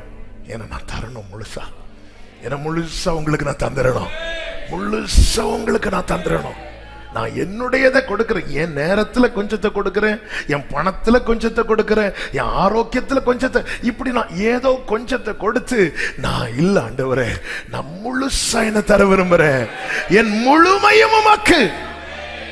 அப்படி முழுமையாய் பவுல் தன்னை ஒப்பு கொடுத்தது நிமித்தம் கர்த்தர் அவன் வாழ்க்கையிலே செய்த காரியங்கள் என்ன? வேகமாய் சொல்லி முடிக்கிற முதலாவது, ஆமே, உரிமை எடுக்கிறார், உரிமை எடுக்கிறார். 2 கொரிந்தியர் 5:14 வாசிக்கலாம். 2 கொரிந்தியர் 5:14. கிறிஸ்துவனுடைய அன்பு எங்களை நெருக்கியது. உரிமை எடுக்கிறார். நம்ம எல்லாரையும் நெருக்க மாட்டோம். எத்தனை பேர் அங்க ஃபோர்ஸ் பண்ணுவோம்? மத்தேயு 14வது அதிகாரம் 22வது வசனத்துல இப்படி ஒரு வார்த்தை சொல்லப்பட்டிருக்கிறது. இயேசு ஜனங்களை அனுப்பிவிடுகிறார், சீஷர்களை துரிதப்படுத்தினார் அப்படின்னு இருக்கும். ஜனங்களை துரிதப்படுத்தல, சீஷர்களை துரிதப்படுத்தினார். ஏன்னா ஜனங்கள் வந்து போறவங்க, சீஷர் இயேசுவோடு இருக்கிறவங்க. வந்து போறவங்கள்ட்ட ஃபோர்ஸ் எல்லாம் பண்ண முடியாது. சும்மா நம்ம கெஸ்டா வருவாங்க, அவங்கள்ட்ட போய் ஃபோர்ஸ் பண்ண முடியுமா? நமக்கு ரிக்வெஸ்ட் பண்ணலாம், கொஞ்சம் வெயிட் பண்ணுவீங்களா, கொஞ்சம் நீங்க எங்கதானே போறீங்க, இந்த இந்த இந்த பொருளை நீங்க அவங்கள்ட்ட கொடுத்துட்டு போயிருவீங்களா, இப்படி ரிக்வெஸ்ட் பண்ணலாம். ஆனா நம்ம பிள்ளைங்கிட்ட அப்படி கிடையாது. போய் வாங்கிட்டு வாப்போ, இதை கொண்டு போய் கொடுத்துட்டு வாப்போ. உரிமை எடுக்கிற பவுல் சொல்றாரு, எங்களை நெருக்கி ஏவுறார், போ போ, நெருக்கி ஏவுறார். இப்படி உரிமை எடுக்கணும்னா, ஆமே ஆமே. சங்கீதம் 81 இருக்கு, அவர்கள் இருதய கடினத்துக்கு நான் அவர்களை அப்படி என்ன விட்டுறக்கூடாது ஆண்டவரே. நீங்க நினைச்சா ஆசீர்வாதம் தான், என்ன மறந்தா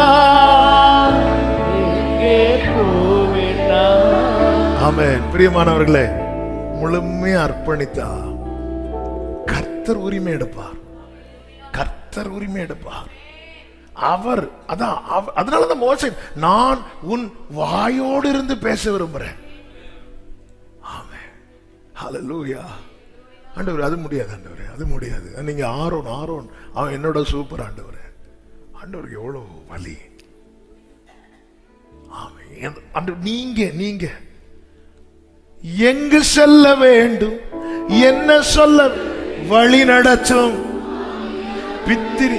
பித்தினியாவுக்கு போக பிரயத்தனம் பண்ணினார்களாம். பிளான் பண்ணி அதுக்கான காரியத்தை பவுல் செய்யும் போது ஆவியானவர் தடுத்துட்டாராம். ஸ்டாப் பண்ணிட்டார். சில இடத்துல பிள்ளைங்க விளையாட போகும்போது விடாம இருக்கிறதுக்கு பெற்றோர் கையை பிடிப்பாங்க தெரியுமா? அது வலிக்கும். அந்த பிள்ளைங்க அந்த கையை விட்டுட்டு போக பார்க்கும். அப்போ பெற்றோர் கொஞ்சம் இருத்தி பிடிப்பாங்க. அது வலிக்கும். அதான் நெருக்கி ஏவுறார். வலிக்குது நெருக்கி ஏவுறார். அப்படி நெருக்கி ஏவுறதுனாலதான் முடிக்க முடியுது. ஒரு பிளேட் சாப்பாடை வச்சுட்டு பெற்றோர் நெருக்கி ஏவுவாங்க, பார்த்திருக்கீங்களா? ஆமே. அந்த பிள்ளை அழுதாலும்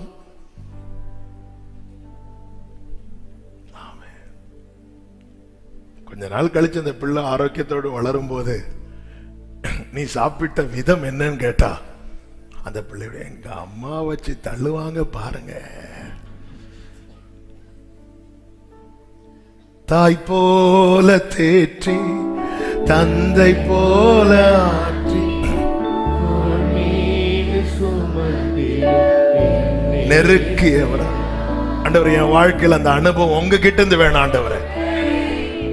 முழுமையை அர்ப்பணிக்கும் போது உரிமை எடுக்கிறார். இரண்டாவது, எல்லாவற்றையும் வெளிப்படுத்துகிறார். கலாத்தியர் 1வது அதிகாரம் 12வது வசனமும் 16வது வசனமும். நான் அதை ஒரு மனுஷனால் பெற்றதும் இல்லை, மனுஷனால் கற்றதும் இல்லை, இயேசு கிறிஸ்துவே அதை எனக்கு வெளிப்படுத்தினார். எல்லாத்தையும் அவரே பேசுவார் டைரக்டா. எல்லாத்தையும் அந்த தெளிவு இருந்ததுனாலதான் அப்போஸ்தலர் 16வது அதிகாரத்துல வஞ்சிக்கிற ஆவியுடைய, குறி சொல்லுகிற ஆவியுடைய ஒருவள் பேதுருவை புகழ்ந்த போது பேதுரு அதற்கு நேராய் திரும்பாம கடிந்து அப்புறப்படுத்தினான். பேதுரு வாழ்க்கையில எந்த இடத்திலும் வஞ்சிக்கப்படவில்லை. பேதுரு வாழ்க்கையில எந்த இடத்திலும் இடரவில்லை. பவுல் வாழ்க்கையில எந்த இடத்திலும், ஏன்னா இந்த கடைசி காலத்துல தெரிந்து கொள்ளப்பட்டவர்களும் வஞ்சிக்கப்படத்தக்க காரியங்கள் நடக்கும் என்று ஆண்டவர் எச்சரித்திருக்கிறார். இங்க பவுல் சொல்றாரு, இயேசு கிறிஸ்துவே அதை எனக்கு வெளிப்படுத்தினார். 16வது வசனத்தில் இப்படி சொல்லப்பட்டிருக்கிறது, அவரை எனக்குள் வெளிப்படுத்த பிரியமாயிருந்த போது. கிறிஸ்துவை எனக்குள் வெளிப்படுத்த அவர் பிரியம் கொண்டார். நல்லா புரிஞ்சுக்கோங்க, கிறிஸ்துவை குறித்த வெளிப்பாடு நமக்கு தேவை. இந்த வெளிப்பாடு மேலதான் கர்த்தர் என்ன சொல்லுகிறார்? பேதுருவுக்கு கிறிஸ்துவை குறித்த வெளிப்பாடு விளங்கின போது நீ பாக்கியவான் அப்படின்றார்.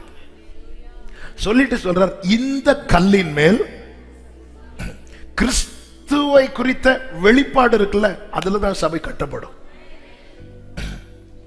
பாரம்பரியத்தில் அல்ல, கிறிஸ்துவை குறித்த ரெவலேஷன் ஆஃப் ஜீசஸ் கிரைஸ்ட், அதுலதான் கட்டப்படும். பாதாள வாசல்கள் அதை மேற்கொள்ளாது. கிறிஸ்துவை குறித்த வெளிப்பாடு அது அவர் எனக்குள் வெளிப்படுத்த பிரியமா இருந்த போது நான் மாம்சத்தோடும் இரத்தத்தோடும் யோசனை பண்ணாமல், எங்க அப்பா கிட்ட கேட்டுருவாரு, எங்க அம்மா கிட்ட கேட்டுருவாரு, ஒருவனை கர்த்தர் அழைக்கிறார் என் பின்னே வான்னு, அது சொல்றேன் எங்க அப்பா அடக்கம் பண்ணிட்டு வாரேன். நம்ம நார்மலா படிக்க அப்படிதான் இருக்கும். அவன் என்ன சொல்றான்னா, எங்க அப்பா என்ன கொஞ்ச காலம் இருப்பாரு, அவருக்கு செய்ய வேண்டியதுல செஞ்சுட்டு அவர் இருந்துட்டு போட்டுப்பா, நீ வா. அது எங்க அப்பா அடக்கம் பண்ணிட்டு எனக்குன்னு சில கடமைகள் இல்லையா, அவர் இன்னொரு 10-15 வருஷம் வாழலான்னு அவர் மனசுல ஆசைப்பட்டு இருக்கிறார். இவன் என்னன்னா அப்பாவுக்கு கதைய. ஆமா, ஏசா பாருங்க, யாக்கோபு பண்ண காரியத்தை வச்சு எங்க அப்பாவுக்கு கதையில ஒரு நாள் முடியும், அப்படியெல்லாம் முடியாது. திருப்பி ஏசா யாக்கோபு 20 வருஷம் கழிச்சு வந்து பார்த்தா ஈசாக்கு அப்படியே தான் இருக்காரு. அவர் இப்படி கடைசி காலம் ஏசாட்ட சொல்லி அவன் ஏதாவது பிடிச்சிட்டு வர்றான், அதை சாப்பிட்டு 20 வருஷம் அப்படியே ஓட்டியாச்சு. எனக்கு நான் கண்ணை மூட போறேன்பா, எனக்கு பிடிச்சதை கொண்டு வா. போயிட்டு கொண்டு வர சாப்பிட்டு யாக்கோபு 20 வருஷம் கழிச்சு பார்த்தா அவர் அப்படியே இருக்கிறார். அப்புறம் மகனே மாம்சத்தோட ரத்தத்தோடும் நான் என்ன மனைவிட்ட கேட்கவா, கேட்டு அர்ப்பணிச்சா அங்கிருந்து வந்த எஸ் அவ்வளவுதான். நான் என்ன முழுசா கொடுத்துட்டா இயேசு என் கூட பேசுவார். எனக்குள்ள கிறிஸ்துவை குறித்த வெளிப்பாடு. சீமோனே நீ பாக்கியவான், மாம்சமும் இரத்தமும் இதை உனக்கு வெளிப்படுத்தவில்லை. மாம்சம் இரத்தம் இதை உனக்கு வெளிப்படுத்தவில்லை. உனக்கு ஒண்ணு சொல்லட்டுமா, பரலோகத்தின் திறவுகோல் நான் உனக்கு தரேன். பூமியிலே நீ கட்டுவது எதுவோ அது பரலோகத்துல கட்டப்படும். பூமியில நீ கட்டவிழ்ப்பது எதுவோ அது பரலோகத்துல கட்டவிழ்க்கப்படும். என்னதின் அர்த்தம்? கிறிஸ்துவை குறித்த வெளிப்பாடு உடையவனுடைய வாயிலிருந்து பிறக்கிற வார்த்தைக்கு பரலோகம் அங்கீகரிக்கும். ஆமென். கிறிஸ்துவை குறித்த வெளிப்பாடு. மூன்றாவதாக அதிகமாய் செயல்பட வைப்பார், முழுமையாக அர்ப்பணித்தவனை. 1 கொரிந்தியர் 15வது அதிகாரம் 9-10 வசனங்களிலே இப்படி சொல்லப்பட்டிருக்கிறது. 1 கொரிந்தியர் 15, நான் அப்போஸ்தலர் எல்லாரிலும் சிறியவனாய் இருக்கிறேன், தேவனுடைய சபையை துன்பப்படுத்தினதினாலே நான் அப்போஸ்தலன் என்று பேர் பெறுவதற்கு பாத்திரன் அல்ல. நான் ரொம்ப சின்னவன், நான் பாத்திரவானே கிடையாது.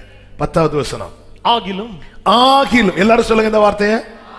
ஆகிலும் நான் இருக்கிறது தேவ கிருபையினாலே இருக்கிறேன். அவர் எனக்கு அருளிய கிருபை விருதாவா இருக்கவில்லை. அவர்கள் எல்லாரிலும் நான் அதிகமாய் பிரயாசப்பட்டேன். நான் அல்ல, என்னுடனே இருக்கிற தேவ கிருபையே. முழுமையா அர்ப்பணிக்கிறவன் எதுல இருப்பானோ? கிருபையில. கிருபையினால என்பது இருக்கிறது, கிருபையில இருக்கிறது. எங்க கால் சறுக்கி விழுந்தாலும் கிருபைதான். நான் இருக்கிறது கிருபையினால இருக்கிறேன்.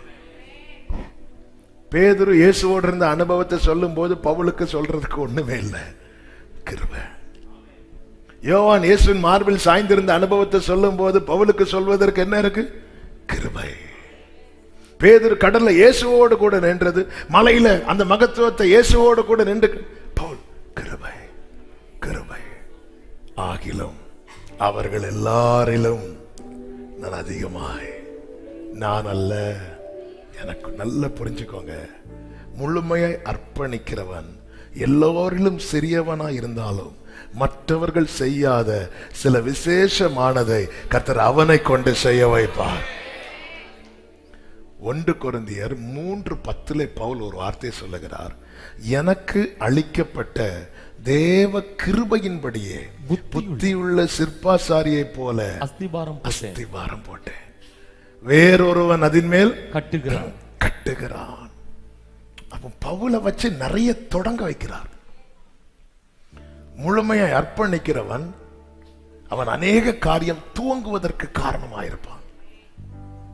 நீங்க முழுசா அர்ப்பணிச்சீங்கன்னா உங்க வீட்டுல நிறைய காரியங்களை துவங்குறது இருக்கு. ஆமென். சபையே, நம் முழுமையாய் நம்மை ஒப்பு கொடுத்தால் நம்மை கொண்டு நிறைய துவக்கத்தை கர்த்தர் கட்டளையிடுவார். நிறைய காரியம் அவர் சொல்றாரு, நான் பாத்திரவனே கிடையாது. இது யார் தொடங்கி இருக்கணும்? பேதுரு தொடங்கி இருக்கணும், யோவான் தொடங்கி இருக்கணும், யாக்கோப் தொடங்கி இருக்கணும். ஆனா சிறியவன், நான் அவரிடத்தில் ஒப்பு கொடுத்தேன். என்ன வச்சு ஸ்டார்ட் பண்றார். ஹல்லேலூயா ஹல்லேலூயா. என்ன வச்சு நீங்க வந்து ரிபன் கட் பண்ணுங்க, நீங்க வாங்க. ஹல்லேலூயா. விசேஷித்தவனாக்குகிறான். நான் 2 காரியத்தை சொல்லி ஜெபிக்கிறேன். முழுமையாய் அர்ப்பணிக்கிறவனை எல்லா நிலையிலும் வாழ்ந்திருக்க செய்வார். வாழ்ந்திருக்க அவனுக்கு வேண்டிய பலத்தை கொடுப்பார். பிலிப்பியர் 4வது அதிகாரம் 11, 12, 13 வசனங்களை நீங்கள் பார்க்கும்போது, என் குறைச்சலினால் நான் இப்படி சொல்லுகிறதில்லை, ஏனெனில் நான் எந்த நிலைமையில் இருந்தாலும் மன ரம்மியமாயிருக்க கற்றுக்கொண்டேன்.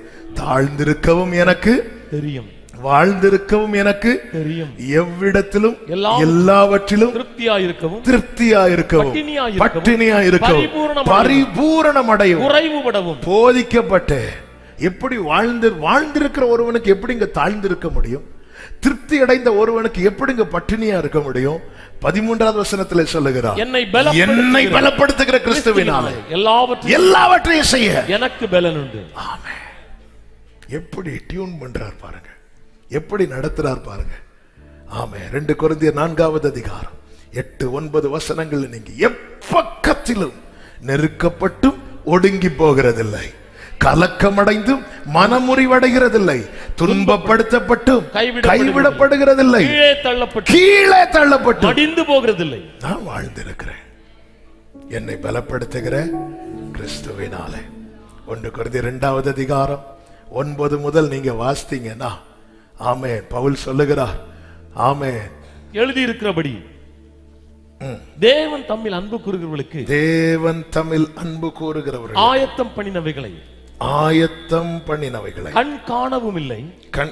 4வது அதிகாரம் அதனுடைய 9வது வசனத்தில் பவுல் தோன்றுகிறபடி, நான் வாசிக்கிறேன், பவுல் ஒரு வார்த்தை சொல்லுவார் பாருங்க,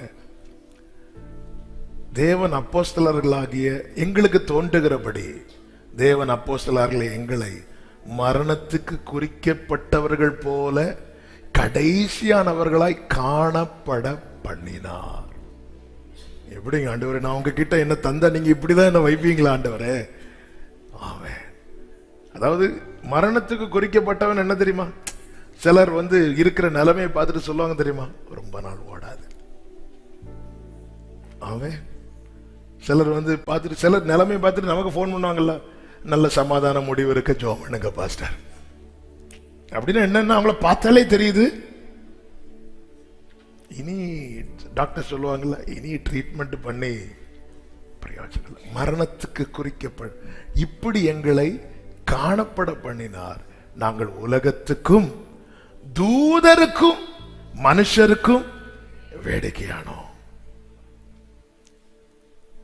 அப்படி இருந்தும் 12வது வசனத்தை பாருங்கள், எங்கள் கைகளினாலே வேலை செய்து பாடுபடுகிறோம், வையப்பட்டு ஆசீர்வதிக்கிறோம், துன்பப்பட்டு சகிக்கிறோம், தூஷிக்கப்பட்டு வேண்டிக் கொள்ளுகிறோம், இந்நாள் வரைக்கும் உலகத்தின் குப்பையை போலவும் எல்லாரும் துடைத்து போடுகிற அழுக்கை போலவும் ஆனோன்னு சொல்லிட்டு, இதுக்கெல்லாம் காரணமான சபையை தான் பார்த்து பேசிட்டு இருக்கிறான். சொல்லிட்டு அடுத்த வார்த்தையை சொல்றாரு, உங்களை வெட்கப்படுத்த நான் இவைகளை எழுதவில்லை, நீங்கள் எனக்கு. அப்போ இவ்வளவு காயப்படுத்தினவங்களை பார்த்து பவுல் எப்படி சொல்றாரு தெரியுமா? நீங்கள் எனக்கு பிரியமான பிள்ளைகள். எப்படிங்க இது சாத்தியம்? அதே அதிகாரம் கடைசி வசனத்துல, எங்களுக்கோ 2வது அதிகாரம் கடைசி வசனம், எங்களுக்கோ கிறிஸ்துவின் சிந்தை உண்டாயிருக்கிறது. எப்படி வாழ வைக்கிறார் பாருங்க. அதாவது கீழே தள்ளப்பட்டு சகிக்கிறோம், வேற வழி இல்லாம சகிக்கிறவங்க உண்டு, ஆனா கிறிஸ்துவ நிமித்தம் சகிக்கிறாங்க தெரியுமா? இப்ப பவுல் எதுல உறுதியா இருக்கு? எதுக்கு பலப்படுத்துறார்? அவங்கள பிளஸ் பண்ணு, அவங்கள சவிச்சிராத, அதுக்கு பலப்படுத்துறார். எதுக்கு பலப்படுத்துறார்? ஓகே, கர்த்தர் அனுமதிக்கிறார் சொல்லிட்டு அமைதியார், அவங்கள சபிச்சிராத, அவங்கள வெறுத்துறாத. பிரியமான பிள்ளையா நீ அன்னைக்கு எப்படி பார்த்தியோ அப்படியே பாரு. முழுமையா அர்ப்பணிக்கிறவனில் கிறிஸ்துவின் சிந்தை உண்டாகும். 5வதாக பவுல் சொல்லுகிறார், 2 தீமோத்தேயு 4வது அதிகாரம் 7, 8 வசனங்களிலே, நல்ல போராட்டத்தை போராடினேன், ஓட்டத்தை முடித்தேன், விசுவாசத்தை, I have fought a good fight. I have finished my course, race. எனக்குன்னு ஒரு கோர்ஸ் இருக்கு, அதான் பூரண வயசுன்னு சொன்னேன் அல்லவா. I have finished my course. அந்த கோர்ஸை நான் முடிச்சிட்டேன். ஒரு 6 months கோர்ஸுக்கு போயிட்டு இருக்கிறேன். சொல்லுவாங்க பிள்ளைங்க, ஒரு புதிய கோர்ஸ் ஒன்று போயிட்டு இருக்கிறேன். அவர் சொல்றேன், எனக்கான கோர்ஸை நான் முடிச்சிட்டேன். எப்படி சாத்தியாச்சு? நான் கம்ப்ளீட்டா சரண்டர் பண்ணிட்டேன். ஆமே, என்னுடைய ஆசை, நம்ம ஒவ்வொருடைய ஆசை எத்தனை வருஷம் கிடையாது தெரியாது. அந்த மரணத்துக்கு முன்னாடி இந்த ஒரு நிம்மதியோடு அப்படியே பெருமதியோடணும், அவ்வளவுதான், முடிச்சிட்டேன். சிலர் இரவு பகலா ப்ராஜெக்ட் பண்ணுவாங்க பாருங்க. நாளை சப்மிட் பண்ணணும், 9 மணிக்கு காலேஜ் போகணும், காலைல ஒரு 7-8 மணிக்கெல்லாம் எழுதி முடிச்சு கரெக்ட் பண்ணி வச்சுட்டாங்க. அப்பாடா, அப்படி வேகமா ஓடிட்டு இருக்கிறோம்ல. ஆயிரக்கணக்கான ஜனங்க மாண்டார்கள் இந்த யுத்தத்துல. அவங்கள நினைச்சிருப்பாங்களா இன்னைக்கு நம்ம கதை முடியும்? நினைச்சிருப்பாங்களா? இல்ல, எதுவுமே நம்ம கையில கிடையாது. போயிட்டே இருக்கிறோம். இந்த ஓட்டம் தீர்க்காயுஸ் அல்ல, பூரணாயுஸ். I have finished my course. ஓட்டத்தை முடித்தேன். நான் அவர்கிட்ட கொடுத்ததுனால நான் போராடின போராட்டம் அனைத்துமே நல்ல போராட்டம், நல்ல போராட்டம். ஆமே. பவுல் தீமோத்தேயுக்கு சொல்றார், நான் ஓட்டத்தை நம்ம யார்கிட்டயா சொல்லிட்டு தான் போனோம். ஆமேன்னு சொல்லுங்க பார்க்கலாம். யார்கிட்டயாவது சொல்லிட்டு போனோம். ஒண்ணு இல்லைனாலும் வீட்டுல எங்க அப்பா சொல்லிட்டு போனாங்க. ஆமே, யார்கிட்டயா சொல்லிட்டு போனோம்.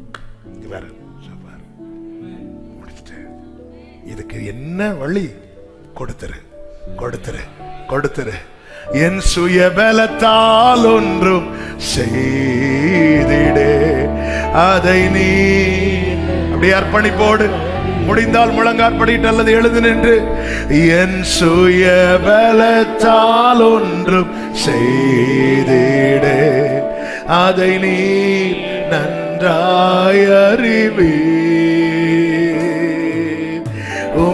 பலத்தால் எல்லாம் செய்திட உம் கிருபையால் நிறைத்திடுமே,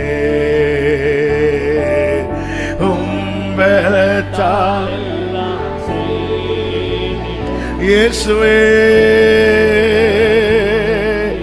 உம் கிருபை இல்லை என்றால் உம் நான் தேவ கிருபையிலே இருக்க விரும்புகிறேன், கிருபையிலே இருக்க விரும்புகிறேன். நான் அல்ல, நான் அல்ல, எனக்குள் இருக்கிற கிருபை என்று சொல்லத்தக்கதாக ஆண்டவரே, ஆண்டவரே, அந்த கிருபையில, அந்த கிருபையில, அந்த கிருபையில ஷலம கரபமலலா ரிமமரோ தடுமாற்றம் இல்லாமல் நான் வாழ்ந்திட ஜீசஸ் கிருபையா ஆமென். மாற்றமில்லாமல் நான் வாழ்ந்திட ஒரு 2-3 நிமிடங்கள் மாத்திரம் ஒரு அர்ப்பணிப்பின் ஜெபத்தோடு நாம முடிக்க போகிறோம். முடிந்தா உண்மையா ஆண்டவர் என்னுடையது மாத்திரம் அல்ல, என்னையே நான் உங்க கையில கொடுக்கிறேன்பா. அப்படி விரும்புறவங்க மாத்திரம் 2 கைகளை உயர்த்து, கண்களை மூடி ஒரு 2 நிமிடம். ஆண்டவரே, என் வாழ்க்கையில கரையை கண்டு வருடங்கள் எத்தனை ஆகிவிட்டது. ஒரு அர்த்தத்தை பார்த்துடலான்னு தான் நான் பார்த்துட்டு இருக்கிறேன். இல்ல ஆண்டவரே, பாதி வரை டிராவல் பண்ணி வந்ததுக்கு அப்புறம் ஆமென் அர்ப்பணிப்பு. அன்பு தம்பி, அன்பு வாலிபர் தங்கச்சி, உன்னுடைய அர்ப்பணிப்பு வாழ்க்கை கரையை பார்க்க வைக்க போகுது. அன்பு சகோதரா, சகோதரி, நம்முடைய ஆத்துமாக்களுக்கு நாம தாங்க உத்தரவாதி. யாரோ ஏதோ பண்ணாங்கன்னு சொல்லிட்டு ஒண்ணு நீ ஏன் கெடுத்துட்டு இருக்கிற? ஆமென். ஆண்டவரே, கம்ப்ளீட்டா சரண்டர் பண்றேன் ஆண்டவரே, கம்ப்ளீட்டா. நல்லா புரிஞ்சுக்கோங்க, நான் கிறிஸ்துவை ஆராதித்தும் கிறிஸ்துவை பிரசங்கித்தும் எனக்குள்ளே கிறிஸ்துவை குறித்த வெளிப்பாடு இல்லைன்னா நான் எப்படிங்க கட்டி எழுப்பப்படுவேன்? இன்னைக்கு நான் 10 வருஷம் 20 வருஷம் கிறிஸ்தவன்னு நாம் நம்மை சொல்லிக் கொள்ளுகிறோம். ஆனா கிறிஸ்துவை குறித்த வெளிப்பாடுங்க, கிறிஸ்துவை குறித்த வெளிப்பாடுங்க ஏன் இல்ல? பார்ஷியலா கொடுக்கிறோம், ஏதோ ஒண்ணு கொடுக்கிறோம். நான் ஆண்டவர் சொன்னதுனால செருப்பை கலத்திட்டேன், நான் ஆண்டவருக்காக நகையை கலத்திட்டேன், நான் ஆண்டவருக்காக அதை செஞ்சுட்டேன். ஓகேப்பா, ரொம்ப சந்தோஷம். நீ ஆண்டவருக்காக ஒன்ன கொடுத்தியா? ஒன்ன கொடுத்தியா? ஒன்ன கொடுத்தியா? இல்ல ஆண்டவரே, நான் வாயோட இருந்து பேச விரும்புறேன். இல்லப்பா, கோலோட நிறுத்திருங்க, வாயோட வேண்டாம். அதுக்கு வேற ஆரோன பாருங்க ஆண்டவரே, அதுக்கு ஆரோன பாருங்க ஆண்டவர். ஆண்டவருக்கு வலிச்சு கோவம் வந்துட்டு, ஆண்டவர் நான் உனக்கு எல்லாம் செய்யணும், ஆனா என் காரியத்துக்காக நான் இன்னொரு ஆளை பார்க்கணுமா? நான் உனக்கு எல்லாம் செய்யணும், ஆனா என் காரியத்துக்காக நான் இன்னொரு ஆளை பார்க்கணுமா? ஆண்டவரே, என்னையும் கொப்புவித்தே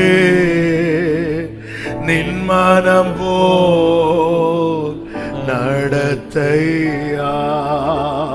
அர்ப்பணிக்கிறவங்க மாத்திரம் 2 கைகளை வானத்துக்கு நேராக உயர்த்தி, என்னையும்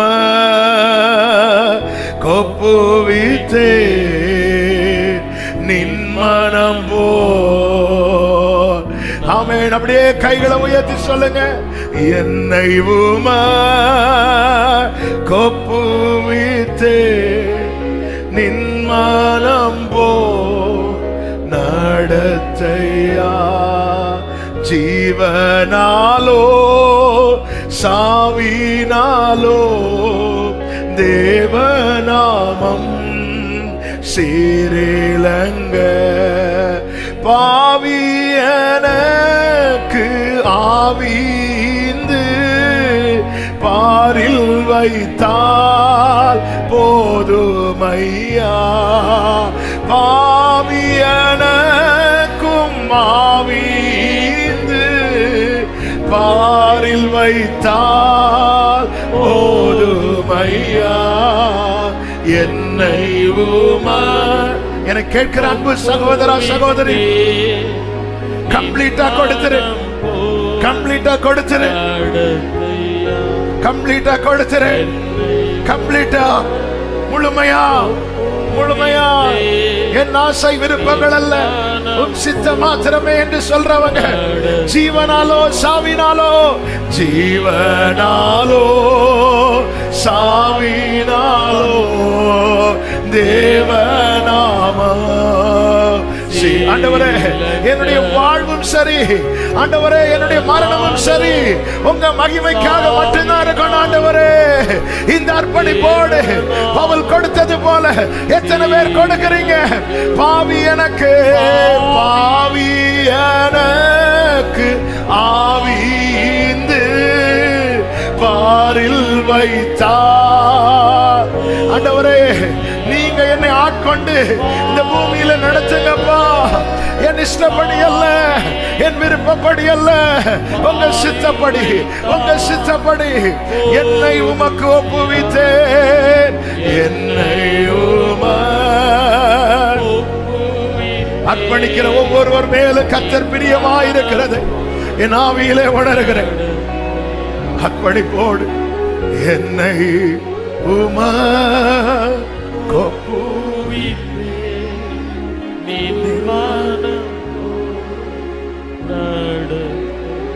இரண்டு கைகளை உயர்த்தி கண்களை மூடி நடத்துங்க ஆண்டவரே,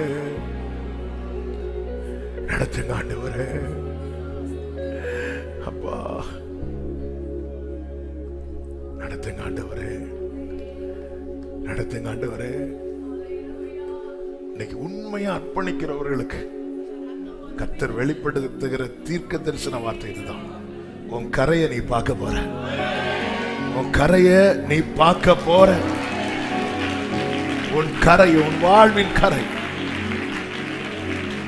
இயேசுவின் நாமத்தில், இயேசுவின் நாமத்தில், இயேசுவின் நாமத்தில் உரிமை எடுத்துக்கோங்கப்பா. கொடுங்க பார்க்கலாம் ஆண்டவர்ட்ட. உரிமை எடுத்துக்கோங்க, உரிமை எடுத்துக்கோங்க. என் முழுமையும் அது உமக்கு தான் தேவா, நீர் எடுத்துக்கொள்ளும், என்னை தருகிறே தேவா, நீர் பயன்படுத்தும், என்னை படைக்கிறேன், தருகிறேன் உம் கரத்தில், என்னை படைக்கிறேன். க்ளோரி உம் பாதத்தில் என்னை தருகிறேன், உம் கரத்தில் என்னை படைக்கிறேன், ஆமென், படைக்கிறேன். உம் பாதத்தில் உருவாக்குமே, உருவாக்குமே, உருவாக்குமே. ஒரு காரியத்தை கூட கேட்கலாமா? கைகளை உயர்த்தி நீங்க என்ன எந்த நிலையில வைக்கிறீங்களோ, மனரம்யமா இருக்க எனக்கு கற்றுத்தாங்க. எனக்கு அந்த பலனை தாங்கப்பா, அந்த பலனை தாங்கப்பா. சிலர் தள்ளி விட்டது எங்களால தாங்க முடியாம போகுது, சிலர் ஒடுக்கிறது எங்களால தாங்க முடியாம போகிறது, சிலர் நிந்திக்கிறது எங்களால தாங்க முடியாம போகிறது. பவுல் சொன்னது மாதிரி நாங்களும் சொல்ல விரும்புகிறோம். என்னை பலப்படுத்துகிற கிறிஸ்துவினாலே, என்னை பலப்படுத்துகிற, பலப்படுத்துங்கப்பா, பலப்படுத்துங்கப்பா, பலப்படுத்துங்கப்பா, பலப்படுத்துங்கப்பா. உன்னத பலன், பரலோக பலன், பரலோக பலன், பரலோக பலன். ஷாக்கா பாபா ரிமாமா காராபா ஷேலே ஷேலரா ரிபா மரோ. பலப்படுத்துங்க ஆண்டவரே, பலப்படுத்துங்க ஆண்டவரே, பலப்படுத்துங்க ஆண்டவரே. அர்ப்பணிக்கிறேன், அர்ப்பணிக்கிறேன், அர்ப்பணிக்கிறேன். எந்த ஓட்டம் ஜெயத்துடன் மூடி சொல்லுங்க. அந்த நாடு, அந்த நாடு சுதந்தரிப்பேன். எந்த நோட்டம், எந்த ஓட்டம் ஜெயத்துடன் மூடி. ஆமென். அந்த நாடு சுதந்தரி. கஷ்டம் கண்ணீர் நிறைந்த உலகை, கஷ்டம் கண்ணீர் நிறைந்த ஆமென் கடந்தென்று நான், ஆமென் கஷ்டம் கண்ணீர் நிறைந்த உலகை கடந்தென்று நான் மறைவேன். ஜீவ ஊற்றருகே, ஜீவ ஊற்றருகே என்னை நடத்தி சென்றேன். தேவன் கண்ணீரை துடைத்திடுவார்.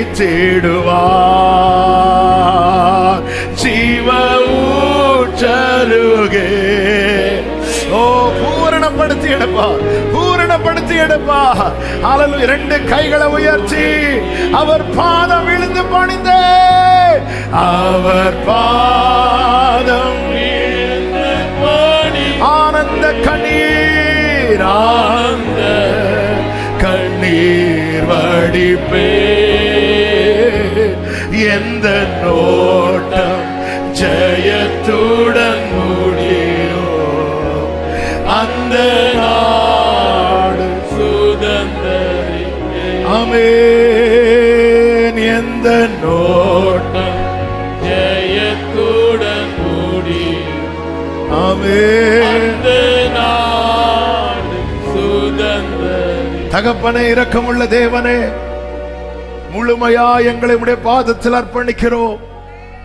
முற்றுமுடிய எங்கள் ஆவி, ஆத்மா, சரீரம் குற்றமற்றதாய் உம்முடைய நாளிலே ஆண்டவர் எங்களை உங்க சந்நிதியில் மாசற்றவர்களாய் நிறுத்த வல்லவராகி எங்கள் ஆண்டவராகி இயேசு கிறிஸ்துவே உம்முடைய கரங்களிலே முழுமையாய், முழுமையாய் அர்ப்பணிக்கிறோம்.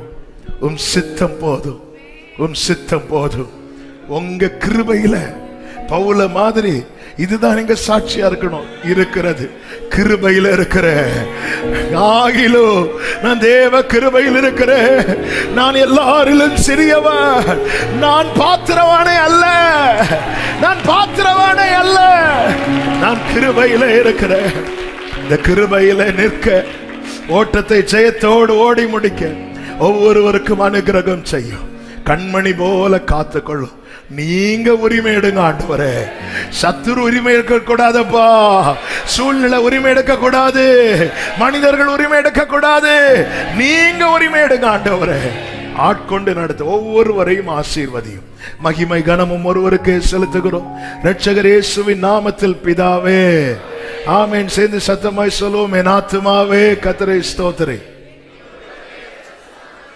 என் ஆத்துமாவே கர்த்தரை ஸ்தோத்திரி. கர்த்தர் செய்த சகல உபகாரங்களை மறவாதே. ஆமென். நம்முடைய கர்த்தராகிய இயேசு கிறிஸ்துவின் கிருபையும் பிதாவாகிய தேவனுடைய அன்பும் பரிசுத்த ஆவியானவருடைய ஐக்கியமும் சிநேகமும் பாதுகாவலும் நம் அனைவரோடும் எல்லா பரிசுத்தவான்களோடு கூட கர்த்தருடைய வருகை மட்டும் தங்கி இருப்பதாக. ஆமென். ஹல்லேலூயா. God bless you. கர்த்தர் உங்களை ஆசீர்வதிப்பாராக. ஆமென்.